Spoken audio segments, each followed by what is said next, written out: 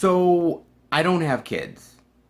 Alright? I don't. But I have known many parents who feel so frustrated and angered by their kids that, they just want to kill them.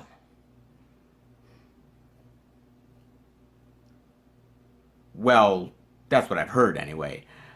But if that's the case, boy, do I have a movie for you. Welcome, everybody, to Netflix Nights number 35, where I'll be talking about Mom and Dad. But before I do, let's see what the good folks over at Google Play have for a synopsis for today, shall we? A teenage girl and her little brother must survive a wild 24 hours during which a mass hysteria of unknown origins causes parents to turn violently on their own kids. Rated R and from 2017. And you know what? This was one I really wanted to check out, and I wanted to check it out because I liked the trailer, thought the trailer looked really cool. Not only that, but you know, I guess there's a weird fascination with Nicolas Cage, right? I mean, there really is. I mean, this dude, he goes from this big Hollywood style, blockbuster, Academy Award winning actor to where we see today. Now, that's not to hate on Nicolas Cage. I really like Nicolas Cage a lot, for the most part. But you never know what you're getting with Nicolas Cage from role to role. You could get, like silent, crazy Nicolas Cage. Like this.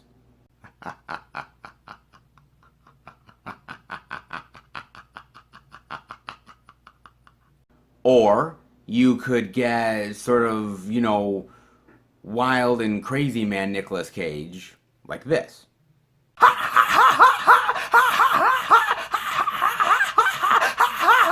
Or you could get like overly dramatic Nicolas Cage, kind of like this. The bees! Oh, get the bees off of me! Oh, God, the bees! The bees! The bees! The bees! So, you know what I'm saying? So you never know exactly what you're getting from Nicolas Cage. And it's kind of nice because I guess it's kind of like a roulette wheel, right? I mean, you never know what you're going to land on exactly when you watch a Nicolas Cage movie. But I've loved him in a lot of stuff, and I think he's still a really good actor, and I think with the right role, I think he can be really good too. And so I was definitely interested in this movie for that alone. And I do have to admit, what's interesting about the movie is that you do have the premise of the parents attacking the children.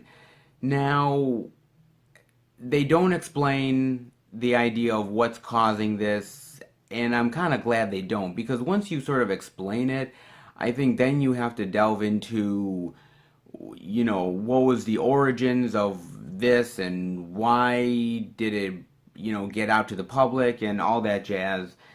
You really don't need that, especially for a movie like this. You really honestly do not.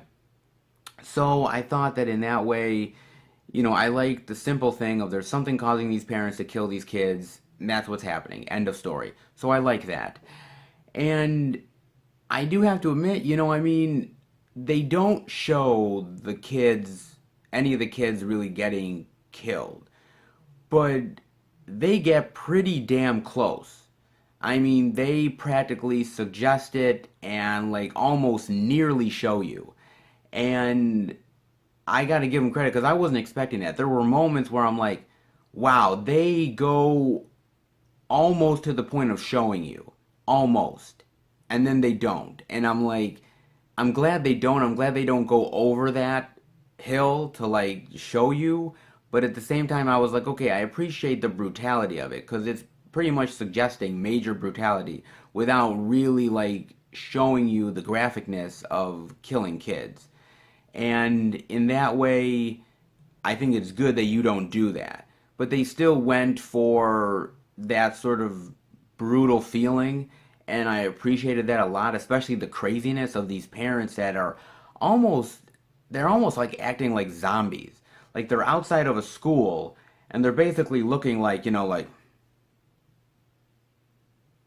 a very quiet, menacing look, and they're just waiting for their kids to get out of school. And there's a horde of them. They're like zombies, as I said. I mean, it's really fascinating to me. I'm like, my God, man. Like the fact that you have parents who are supposed to be paternal, who are supposed to care for these children, and they're the ones that are attacking. They're the ones that are, taking life instead of giving it. I like the premise of it. I just did. I thought it was a really interesting and great premise for them to explore. So I really enjoyed that a lot. And I'm not gonna lie, I think Nicolas Cage does a really great job in this role. He plays the father, and he plays a guy who honestly is somebody who feels sort of trapped and somebody who feels stuck in his world and in his life. And he's somebody who, uh, you know, wonders how he got where he did. Like, he was like, oh, I remember the glory days, and now I'm this guy? What happened? That's who he is. So he's very frustrated in the movie, and he plays that frustrated guy really well. And when, of course, the whole attacking happens, he is just off the wall bonkers. He's crazy Nicolas Cage, but he's good Nicolas Cage. You like seeing him all bonkers and crazy and like ready to attack at any moment. You like that out of him. I know I do. And you also have Selma Blair in this movie who plays the mother. And, I really liked Selma Blair a lot in the past, whether it's been Cruel Intentions or whether it's been both of the Hellboy movies. I think she's actually a really good actress when given the chance. There's a couple roles I haven't liked her in, but other than that, I think she's a really good actress. I do. And, I think she plays it really good here as very a paternal mother who loves her children, who is kind of depressed in her life, the fact that her kids don't really respect her, and the idea that she's having frustrations with her husband, and all of the backstory that's with that. I like that a lot. And I thought the kids actually did a really great job. If I can look on my notes here, you have the character of Carly, played by Ann Winters, and she did a really great job in this. You also have Joshua, played by Zachary Arthur, and both of those actors, I think, really did a great job.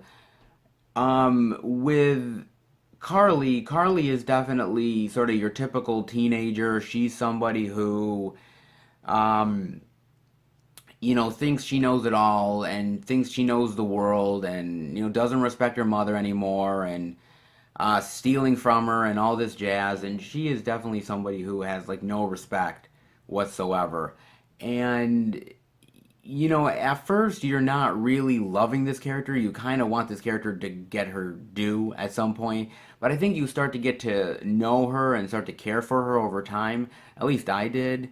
I really did sort of enjoy her character after a while once I got used to, oh yeah, this is typical teen behavior. But she's not annoying. It's just you have to get used to the fact that this is how teenagers are. But you know, after a while I wanted her to survive. So that was a good thing. I didn't outright want her to get killed. And so yeah, I mean, she's really good in it. Like I said, the little boy is really good in it as well. And I like the dynamic that the parents and the kids have together. Of a loving family, a little frustrated at times, a typical American family really, and how this whole hysteria just turns on a dime. And even though they love their kids, they can't help but want to kill them. And I do really enjoy that a lot. And as far as the gore is concerned in here, I did say that you really don't get to see the brutality of the killing of the kids. But that doesn't mean you don't get to see blood in this movie. You do get to see blood. And you do get to see the fact that the kids, are bleeding and are getting killed and are dead. You do understand it.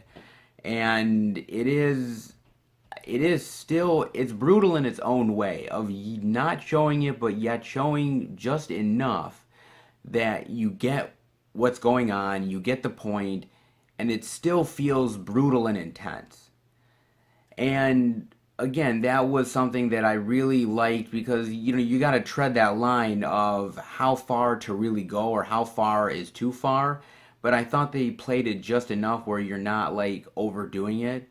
So I did like that a lot. I thought that was really good. And it wasn't over the top, which I thought was good too. And again, I like sort of the instruments that the parents use in it, whether it's, a meat tenderizer or whether they're using, garden tool implements or, just things around the house. I like the fact of trying to survive and trying to attack the kids and all the utensils that you use, whatever's lying around the house pretty much you use. I like that a lot. I like the cleverness of the script. I like the acting from everybody. And, also I'm going to say that even though I won't spoil it for you guys, Lance Henriksen is in this movie. And, Lance Henriksen, he hasn't been playing a lot of like major roles over the years. He's been doing a lot of cameo roles, a little bit here, a little bit there. But his small role in this movie, guarantee you guys, it is one of the best small roles that Lance Henriksen has done in a long time. Swear to God. He is fantastic. I saw him in the credits and I was like, where is Lance Henriksen gonna show up?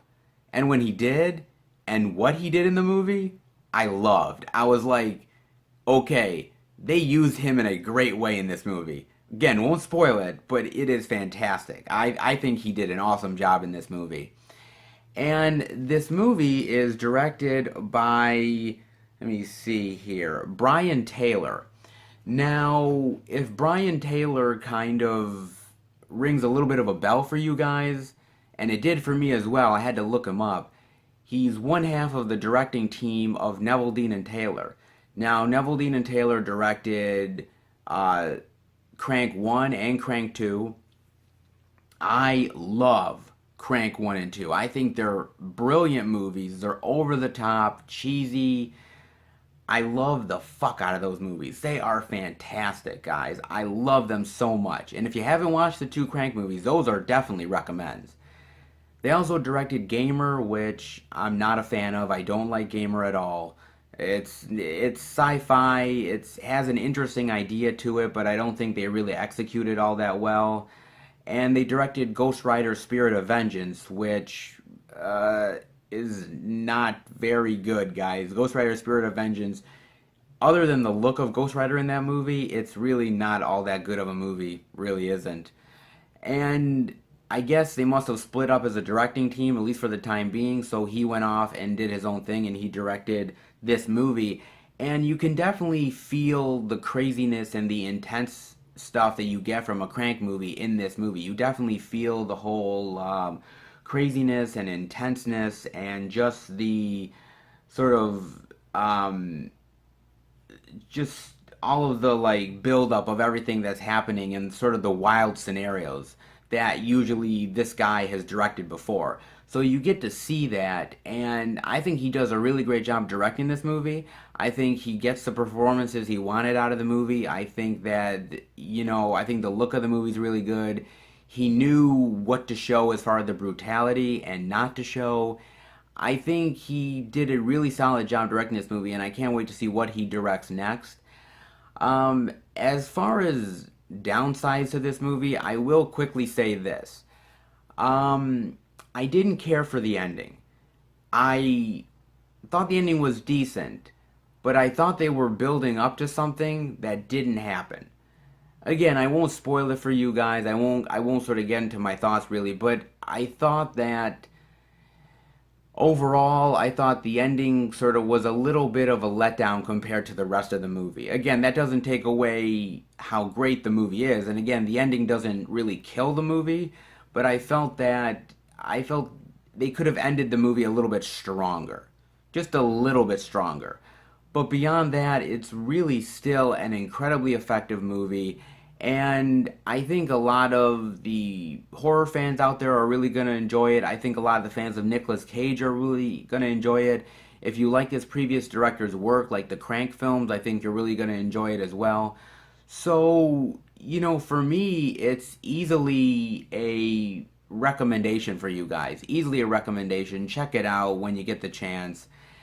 I know it's actually coming to Blu-ray and DVD very soon. So, definitely blind buy it if you want to, or, stream it like I did and give it a chance before buying it if you're thinking about doing that as well. And one more thing I will say, there is a scene of a baby and a mother that was really intense and really scary. I won't really spoil any more than that. Again, I want you guys to go into this and really experience it like I did. But I thought, oh my god, man, like the fact that this is going on, the fact that, no child is safe, not even babies. I'm like, oh my god. You know, and when I was watching the movie, I'm thinking to myself, you know what? I'm going to tell my girlfriend we're never having kids. I'm just gonna go up to her. Hey, sweetheart. Yeah, we're never having kids. You know, I'm gonna, I'm gonna snip snip or do what I gotta do because I don't want to attack my children. Sorry. I love you. Hope you'll still be with me even though we won't have kids. Sorry. I, it was just like, oh my god, man. Uh, that'll do it for Netflix Nights number 35. I hope you guys enjoyed it. If you did, definitely give it a thumbs up. And if you're new to the channel, welcome. Check out the other movie-related content on the Film Fan 108 channel, the Blu-ray and DVD out and about videos, the other Netflix movie reviews, the My Movie Pass adventures, the Blu-ray pickups, and the theatrical movie reviews. Check all that out. If you enjoy what you see and are a lover of movies and physical media, then hit subscribe and become part of the Film Fan Nation, where I love talking movies and physical media with the rest of the film fans of the world, and I hope you guys appreciate my thoughts. So if you love all that stuff, then hit subscribe and become part of the channel. And I am also on Twitter and Facebook, FilmFan108, so you can check me out there as well. Alright guys, I will see you next time for another Netflix Nights. Take care everybody, and remember, even if your kids frustrate you, it's tempting, awfully tempting, but hold back, please. Take care.